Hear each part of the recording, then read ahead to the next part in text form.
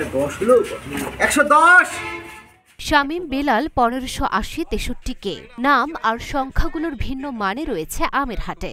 শুধু যারা আম কেনা বেচার সঙ্গে জড়িত তারাই জানেন এমন নাম ও সংখ্যার মানে। এমনভাবে অসংখ্য আমের গায়ে প্রতিদিন বানেশ্বর হাটে লেখেন ক্রেতা ও বিক্রেতারা।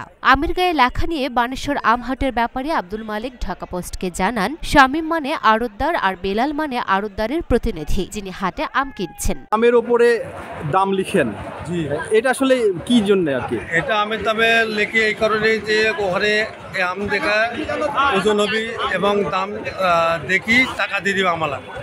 আচ্ছা, মূলত তাহলে আপনি এখানে দাম দর করে হ্যাঁ, আপনি আমটা কিনে নেন, কিনে নিয়ে সেটা হচ্ছে আপনার গোডাউনে পাঠান, তখন ওখান থেকে টাকা দিয়ে দেয়, বিষয়টা এইরকম? টাকা দিয়ে দিবে।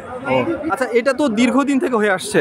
দীর্ঘদিন থেকে আমের রেট আমের গায়ে লিখে দিলে দেখি দেখা যাবে যে এই আম কোন ব্যাপারীর এবং কত দাম, তখন দেখা যাচ্ছে ওই দাম লেখা অনুযায়ী আমালাকে টাকা পরিশোধ করা।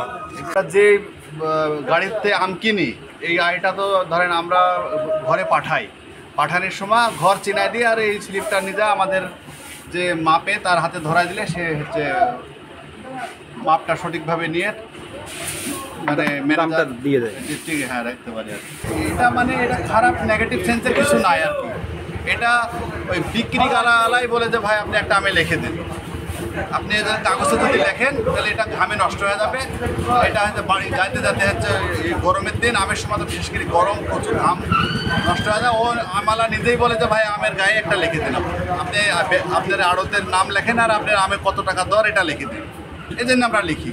তাছাড়া আমাদের স্লিপও আছে, স্লিপও আমরা লিখতে পারি। তারপর আড়তদার শামীমের গোডাউনে পাঠাবেন। আর 1580 হচ্ছে আমের দাম, অর্থাৎ 1580 টাকা মন দরে হাট থেকে কিনেছেন বেলাল। আর 63 কে হচ্ছে 63 কেজি, অর্থাৎ বেলাল 63 কেজি আম কিনেছেন। ব্যাপারী আব্দুল মালিক আরও জানান, আমের গায়ে লেখার অনেক সুবিধা রয়েছে। ঘামে নষ্ট হবে না, বৃষ্টিতে ধুয়ে যাবে না, কারণ আম ওঠার এই সময়ে গরম ও বৃষ্টিপাত হয়, ফলে কাগজ ব্যবহার করলে সেটি নষ্ট হয়ে যাওয়ার সম্ভাবনা খুব বেশি। তাই যুগ যুগ ধরে আমের হাটে এভাবে দাম লেখা হয়।